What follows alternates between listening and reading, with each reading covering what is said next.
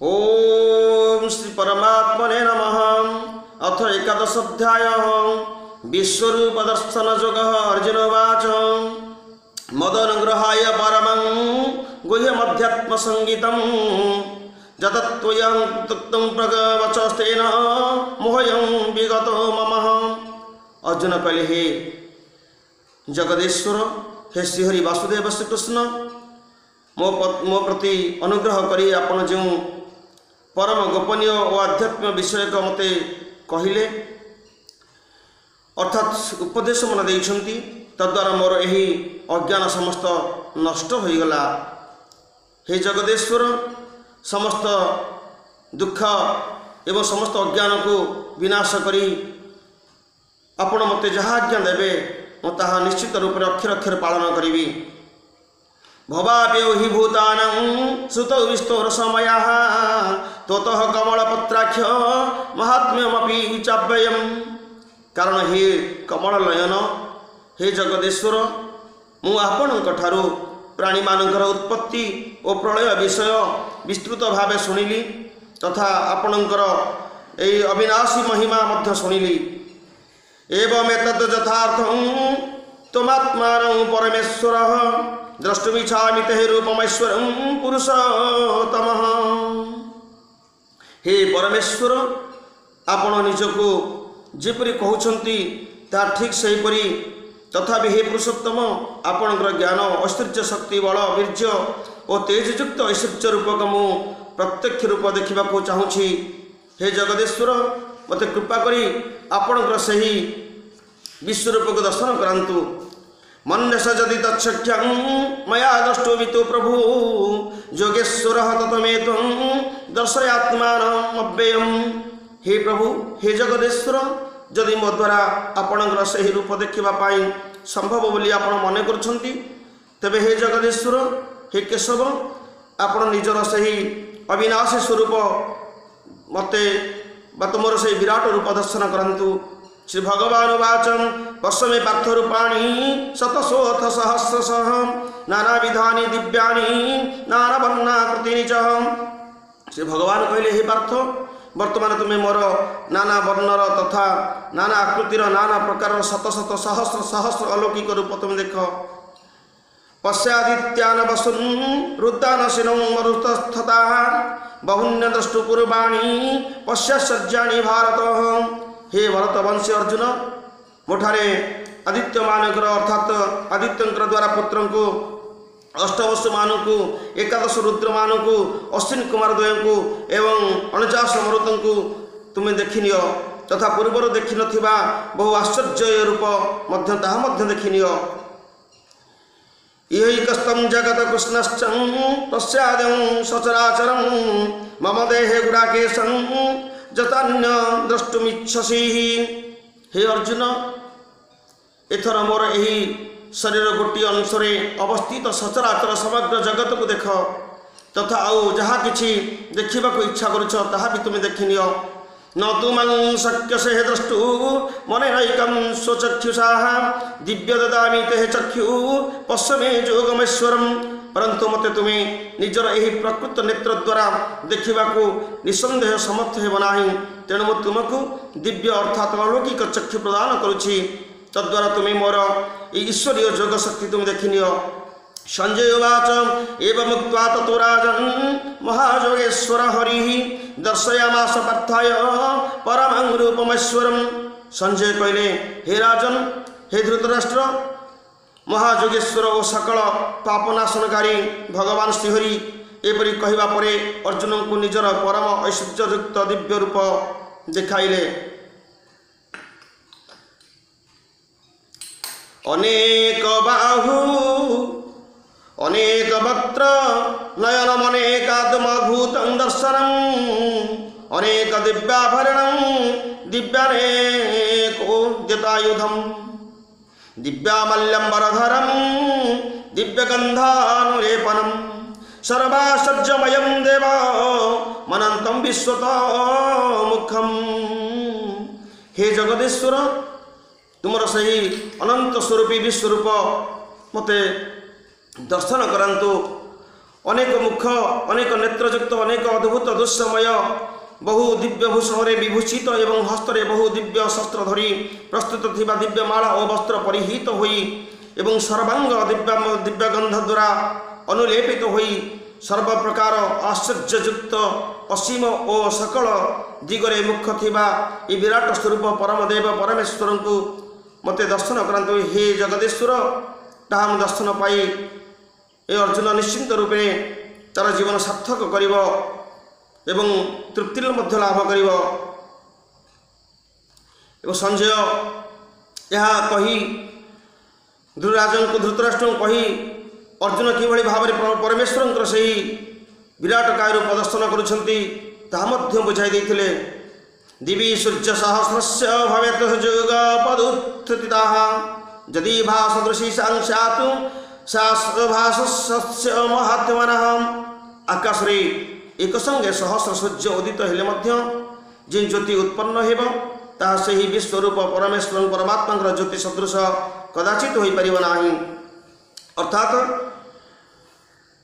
जगदीश्वर समस्त सर्वव्यापक सर्वचित्त निरंजन निर्विकार तथैकस्तम जगद कृष्णश्च प्रविभक्त मनेकधा अपश्य देवदेवस्य शरीरे पांडवस्तदा। पांडुपुत्र अर्जुन सही समय अनेक प्रकार यथायथ विभक्त हो पृथक पृथक रही संपूर्ण जगत को वेदाधिवेद श्रीकृष्ण भगवान से शरीर गोटे स्थान देखिले। ततः स विस्मय विष्णु हृष्टोरोमं धनंजय प्रणम्य शिरसा देवं कृतांजलिरभासत। तापरे आश्चर्यचकित और पुलकित शरीर से अर्जुन तेजमय विश्वरूप परमात्मा को श्रद्धा भक्ति सहित नतमस्तक होई प्रणाम करी करजोड़ी कहिले, हे जगदीश्वर मते आपणकर सही विश्वरूप दर्शन करांतु। अर्जुन उवाच पश्यामि देवा स्तव देवदेहे सर्वास्तथा भूत विशेष संघं ब्रह्माण्डमीशं कमलासनस्थ भूषितं सर्वानुकाश दिव्यान्। अर्जुन कहले, हे देव आपणकर शरीर में मो समस्त देवता मानू सचराचर भूत मानू समुदाय जगतर समुदाय देवता मानक मो कमल आसन विराजित ब्रह्मा को मध्य देवादिदेव महारुद्र देव को और ऋषि मानू तथा दिव्य सप मानू देखुछि। अनेक बाहु दरवक्त्र नेत्रं पश्यामि त्वं सर्वतोऽनन्तरूपं नान्तं न मध्यं च पुनस्तवादिं पश्यामि विश्वेश्वर विश्वरूप। हे विश्वेश्वर मु आपण को अनेक भुज अनेक उदर अनेक मुख अनेक नेत्र युक्त तथा सकल दिगरे व्याप्त अनंत रूप विशिष्ट देखुछि। हे विश्वरूप मु आपणकर ना अंत ना आदि ना मत किछि मध्य देखि पारु नाही। किरीटिनं गदिनं चक्रिणं च तेजराशिस्वदीप्तिमन्तं पश्यामि त्वं तु निरीक्ष्यं समन्तादो प्रमेयम्। हे जगदीश्वर तुम्हें सर्वव्यापक सर्वंतर्यामी जगदीश्वर समग्र विश्व संसार भितरे तुम व्यापी रहीछ। हे श्रीहरि विष्णु आपण को मु मुकुटयुक्त गदायुक्त और शंखचक्रयुक्त तथा सबुदिग प्रकाशमान तेजपुंज प्रज्वलित अग्नि और सूर्य सदृश ज्योतियुक्त चाहे देखा अत्यंत कष्टकर हो पड़ी और सबुदिगरु अप्रमेय स्वरूप मु देखि चली प्रभु। तुमक्षरं परम वेदितव्यं तुमस विश्वेश परं निधानं तुमव्ययं शाश्वत धर्मगुप्ता सनातनस्तो पुरुषमतो मे। मो मतरे आपण ही जानिबा योग्य परम अक्षर अर्थात परम ब्रह्ममय परमात्मा आपण ही सचराचर जगतर परम आश्रय स्थल आपण ही अनादि आपण ही धर्मर रक्षक आपण ही अविनाशी सनातन ଏ ପୁରୁଷ ଆପଣଙ୍କର ନା ଆଦି ନା ଅନ୍ତ କିଛି ମଧ୍ୟ ମୁଁ ଜାଣିପାରୁନାହିଁ। ଅନାଦି ମଧ୍ୟାନ୍ତ ମନନ୍ତ ବୀର୍ଯ୍ୟ ମନନ୍ତ ବାହୁ ଶଶିସୂର୍ଯ୍ୟନେତ୍ରଂ ପଶ୍ୟାମି ତ୍ୱଂ ଦୀପ୍ତହୁତାଶବକ୍ତ୍ରଂ ସୋତେଜସାଗୀତମିଦଂ ତପନ୍ତଂ। ଆପଣଙ୍କୁ ମୁଁ ଆଦି ମଧ୍ୟ ଓ ଅନ୍ତରହିତ ଅନ୍ତର ସାମର୍ଥ୍ୟଯୁକ୍ତ ଅନନ୍ତ ଭୁଜଧାରୀ ଚକ୍ର ଚନ୍ଦ୍ର ସୂର୍ଯ୍ୟ ଏବଂ ତାର ନେତ୍ରବଦୟ ସମସ୍ତଧାରୀ ପ୍ରଜ୍ୱଳିତ ଅଗ୍ନିରୂପକ ମୁଖଗୁଡ଼ିକ ବିଶିଷ୍ଟ ନିଜ ତେଜମୟ ଏହି ଜଗତକୁ ସଦା ସର୍ବଦା ସନ୍ତପ୍ତ କରୁଥିବାର ମୁଁ ଦେଖିପାରୁଛି। ଦେବା ପୃଥିବ୍ୟୋରିଦମନ୍ତରହି ବ୍ୟାପ୍ତଂ ତ୍ୱୟିକେନ ଈଶସ୍ୟ ସର୍ବା ଦୃष्ट्वा भूतं रूपमुग्रं तवेदं लोकोत्रयं प्रवर्तितं महात्मन्। हे महात्मन्, हे जगदीश्वर, स्वर्ग ओ पृथ्वीर मध्य थिबा एही संपूर्ण आकाश तथा समस्त दिग एकमात्र आपणकर द्वारा ही परिपूर्ण सर्वत्र विद्यमान होई तथा आपणकर एही अलौकिक ओ भयंकर रूप देखि त्रिलोकर अत्यंत युक्त भୟରେ सदा सर्वदा थरीभूत होछि थरहर होछि। अमीहितं शूर संघा विसन्ति केचित् भीता प्राञ्जलय गृह्णन्ति स्वस्ति कृत्वा वसिष्ठ संघा स्तुवन्ति त्वं स्तुतिर्पुष्कलानि। रुद्रादित्यावत्सवदेत साध्या विश्वेश्वनं मरुतसोष्मपाशं गन्धर्वजघ्या सुरसीदसंघा लिख्यन्ते त्वं विस्मिताश्चैव सर्वे। हे जगदीश्वर, ମୁଁ ଦେଖୁଛି ସେହି देव समुदाय ही आपणकर मध्य प्रवेश करुछंती ओ केतक करपत्र जोड़ी आपणक नाम और आपणकर गुणगान उच्चारण करुछंती तथा महर्षि सिद्ध समूह कल्याण हेउ कही उत्तम उत्तम स्तोत्रमान कही सदा सर्वदा आपको वंदना अर्चना करुछंती जद्वारा कि आपको मध्य स्तुति करुछंती। हे जगदीश्वर, जो एकादश रुद्र और द्वादश आदित्य तथा अष्ट वसु आउ साध्यगण विश्वेश देवता माने अश्विन कुमारदय तथा 49 मरुतगण और पितृ समुदाय तथा गंधर्व यक्ष राक्षस और सिद्धमानकर समुदाय अच्छी से समस्ते विस्मित होई आपण को चाहूँगी आपणकर गुणगान करुछंती आपण को ध्यानरत होई शास्त्री शास्त्री अर्थ रक्षा रक्षा कही जगदीश्वर हे जगदीश्वर तुम त्राही त्राही कही तुम दर्शन लाभ करी सदा सर्वदा तुमको भजन कीर्तन करुछंती। रूपं महते बहुवक्त्रनेत्रं महाबाहु बहुपादं बहुदरं बहुद्रष्टाकराळं दृष्ट्वा लोका प्रवतिदास्तताम् नभाश्रुषं दीप्तमनेकवर्णं व्यापारणं दीप्तो विशालनेत्रं दृष्ट्वा हि त्वं प्रवतिन्ताररत्मा रुतीन विन्दामि शवं च विष्णु। हे जगदीश्वर, हे महाबाहु, आपणकर बहुमुख और बहु नेत्र विशिष्ट बहु हस्त उर्जंघ और पाद विशिष्ट बहु उदरयुक्त तथा बहु कराल भयंकर तीक्ष्ण दंतयुक्त अत्यंत भीषण रूप देखि सब लोक व्यथित होउछंती। हे जगदीश्वर, तथा मु मध्य व्याकुल हो पड़ुछि प्रभु, कारण हे विष्णु हे प्रभु जगदीश्वर आपणकर स्पर्श करुथिबा ए देवीप्य समस्त मान समस्त देवदेवी माने अनेक वर्ण विशिष्ट तथा विस्तारित मुखयुक्त प्रज्वलित विशाल नेत्रयुक्त आपणकर रूप को देखि मोर अंतकरण भयभीत होउछि। समस्त त्राही त्राही बोली डाकी पकुछंती समस्त देवता माने करपत्र जोड़ी तते स्तुति करुछंती। हे जगदीश्वर, मु धैर्य धरि रहि पारु नाही, शांति मध्य पाउ नाही। द्रष्टा कराळानि चते मुखानि दृष्टैव काळा नरसन्निभानि विशूल जाने नलभेन शरमं प्रसिद्ध देवेश जगत निवास विकट दंत पाटिरु भयंकर दिशुथिबा ओ प्रलयंकर अग्नि परि प्रज्वलित हेउथिबा आपणकर मुख गुड़िक देखि मु दिग मध्य किछि बारी पारु नाही।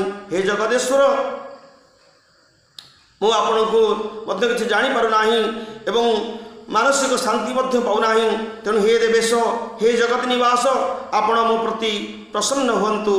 अमी चत्वां धृत्र राष्ट्रस्य पुत्रा अमी चत्वां धृत्र राष्ट्रस्य पुत्रा सर्वे सहिभाव निपाल संघै भीष्म द्रोणसूत पुत्र तथासौ सहास्मदीवै रविजोधमूर्खै भक्त्राणि ते तोरमाणानि सन्ति द्रष्टा कराळानि भयानकानि केचिद्विलग्ना दशन्तान्तरेषु सदृश्यन्ते चूर्णि गैरुरमाङ्गैः। ସେହି ଧୃତରାଷ୍ଟ୍ରଙ୍କର ପୁତ୍ରମାନେ ରାଜାମାନଙ୍କର ସମୁଦାୟ ସହିତ ଆପଣଙ୍କର ଭିତରକୁ ପ୍ରବେଶ କରୁଛନ୍ତି ଏବଂ ଭୀଷ୍ମ ପିତାମହ ଦ୍ରୋଣାଚାର୍ଯ୍ୟ ତଥା ସେହି ପୁତ୍ର ସୁତପୁତ୍ର କର୍ଣ୍ଣର ସହିତ ଆମ ପକ୍ଷର ପ୍ରଧାନ ଯୋଦ୍ଧାମାନେ ମଧ୍ୟ ପ୍ରବଳ ବେଗରେ ଧାଇଁ ଧାଇଁ ଆସି ଆପଣଙ୍କର ମୁଖ୍ୟ ଗହ୍ୱରରେ ପ୍ରବେଶ କରୁଛନ୍ତି। ଆପଣଙ୍କର ତୀକ୍ଷ୍ଣ ଦନ୍ତ ପାଠିଯୁକ୍ତ ବିକଟାଳ ରୂପ ଭୟଙ୍କର ରୂପ ମୁଖ୍ୟ ଗହ୍ୱରରେ ସମସ୍ତଙ୍କର ବିନାଶ ମଧ୍ୟ ହେଉଛି। ସମସ୍ତେ ସେହି ମୁଖ୍ୟ ଗହ୍ୱରରେ ପ୍ରବେଶ କରୁଛନ୍ତି ଏବଂ କେହି କେହି ଶୂନ୍ୟୀଭୂତ ହୋଇ କରମସ୍ତକ ଯୋଡ଼ି ବା ମସ୍ତକ ସହିତ ସମସ୍ତଙ୍କର ଏ ଦାନ୍ତ ସହିତ ବିକରାଳ ବିକଟ ରୂପ ଦନ୍ତ ସହିତ ସେଥିରେ ଆପଣଙ୍କର ସମସ୍ତେ ଚୂର୍ଣ୍ଣୀଭୂତ ହୋଇଯାଉଛନ୍ତି। ଯଥା ନଦୀନାଂ ବହବମ୍ଭୁବେଗା ସମୁଦ୍ରମେବାଭିମୁଖା ଦ୍ରବନ୍ତି ତଥା ତବାମି ନରଲୋକବୀରା ବିଶନ୍ତି ବକ୍ତ୍ରାଣ୍ୟ ଦିବି ଜ୍ୱଳନ୍ତି। ନଦୀମାନଙ୍କର ଜଳରାଶି ବହୁ ପ୍ରବାହ ଯେପରି ସ୍ୱଭାବବଶତଃ ସମୁଦ୍ର ଅଭିମୁଖେ ହିଁ ଧାବମାନ ହୋଇଯାଉଛନ୍ତି।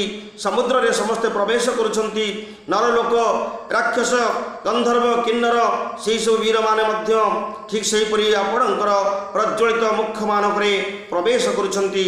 ଯଥା ପ୍ରଦୀପ୍ତଂ ଜ୍ୱଳନଂ ପତଙ୍ଗା ଦିଶନ୍ତି ନାଶାୟ ସମୃଦ୍ଧ ବେଗା ତଥୈବ ନାଶାୟ ଦିଶନ୍ତି ଲୋକା स्तवापि वक्त्राणि समृद्ध वेगा एलिहसे ग्रासमान वसन्ता लोकं समग्रान् वदैनि जोडमि तेजोभिरापूर्य जगत समग्रं भासस्तवग्रा प्रतपन्ति विष्णु। हे जगदेश्वर नदीमानकर जलराशि बहु प्रवाह जेपरि स्वभाववशतः समुद्र अभिमुखे धावमान हो समुद्र जल प्रवेश करती नरलोक मैंने सेहीपरि तो मध्य प्रवेश करुँच समस्ते भस्मीभूत होती पतंग मैंने जेपरि मोहवश हो नष्ट होगापाई अत्यंत बेगरे उड़ी आसी प्रज्वलित अग्नि रे पड़ी समस्ते ध्वंस होती लोक मैंने सेहीपरि निजर विनाश पाई अत्यंत बेगरे धाई आसी आपणकर मुख गह्वरे प्रवेश करुँच भस्मीभूत होती आपण से सबू लोक प्रज्वलित मुखमानक द्वारा काल सदृश कल कबलित करी सबु दिगर बारंबार लेहन करुवा हे विष्णु हे जगदेश्वर आपणकर से उग्र अलौकिक समग्र जगत को तेज द्वारा परिपूर्ण करी समस्त को उत्तप्त करुँच समस्त ग्रास करुँच समस्त विनाश करुँच। आख्याहि मे तो आख्याहि नो मे को भवानुग्ररूप नमस्तुते देववर प्रसीद विज्ञातुमिच्छामि भवन्तमाद्यं नहि प्रजानामि तव प्रभूति। हे भगवान हे जगदेश्वर उग्र रूप धारणकारी आपण किए कृपा करी मते कहंतु। हे देवश्रेष्ठ आपण को मु नमस्कार करुछि आपण मो प्रति प्रसन्न हुंतु आदि पुरुष आपण को मु विश्व स्वरूप जाना चाहूँगी आपण मु आपण को सदासर्वदा ध्यान करुच्ची हे जगदेश्वर मते भव संसार उद्धार कर दिंतु श्री भगवान वाचम कालोस्मि लोक क्षयकृत प्रबुद्ध लोकं समाहमीम प्रवृत्तं ते विद्वान् भविष्यन्ति सर्वे यदवस्थित प्रत्योनिकेषु योद्धा। हे जगदेश्वर तुम्हें सर्वज्ञ सर्वव्यापक प्रभु। भगवान कहले हे अर्जुन मु हेउछि लोकमानकर विनाशकारी प्रबुद्ध महाकाल।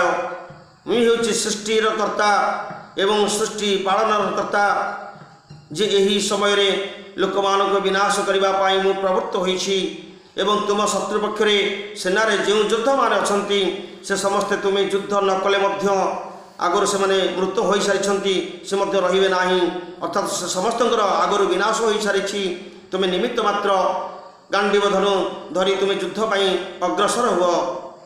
तस्मात् मोतिष्ठ जसो लभस्व जित्वा शत्रुन् भूयत्राच समुद्धं मयि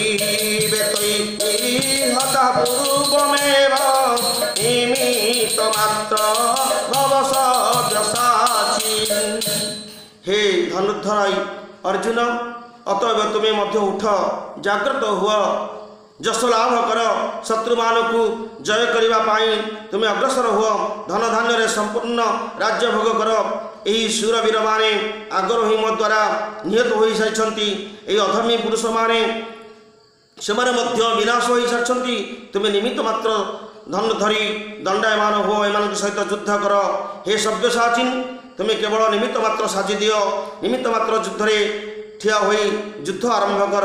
दृढ़ं च भीष्म च जयद्रथ च कर्णं तथान्य नपि जोधवीरान् मया हतंस्तु जयिमं यथीष्टा युद्धश्च तेजासि रणे सपत्नानम्। हे अर्जुन द्रोणाचार्य और भीष्म पितामह तथा जयद्रथ कर्ण तथा मो द्वारा निहत होइथिबा अन्य शूरवीर योद्धा को मध्य तुम्हें नहीं विनाश कर। एथिरे कौन से भय कर नाही निसंदेह तुम्हें से युद्ध रे शत्रु मान को विनाश करी तुम्हें जानी पार। अतएव तुम समस्त ऐश्वर्य भोग कर नचेत तुम दुखर कारण हेब जितेबाला अपमान निंदा करेंगे तुमको सेते तुम्हें से निंदा सही पार ना। ये अधर्मी पापी मान को विनाश करने अर्थात तुम संसार जन्म नहीं सत किंतु निज निज द्वारा नुहे अन्य द्वारा कराई थाए से आगुरी विनाश हो सारी तुम्हें मात्र निमित्त मात्र दंडे मात्र सव्यसाचिन यही रथरे ठिया हो सहित युद्ध कर। से निश्चिंत रूप से अन्यायी पुरुष माने जो मैंने दुर्योधन पक्षरे अच्छी से निश्चिंत रूप से अधर्मी पाखरे दुर्योधन पाखरे समस्त जिते न्यायवंत हेले से सहायता करुवा जो अधर्मी मान अच्छा विनाश हो सारी तुम्हें निमित्त मात्र दंडायमान हो विनाश करने जाग्रत रुह। संजय उवाच जय जगन्नाथ।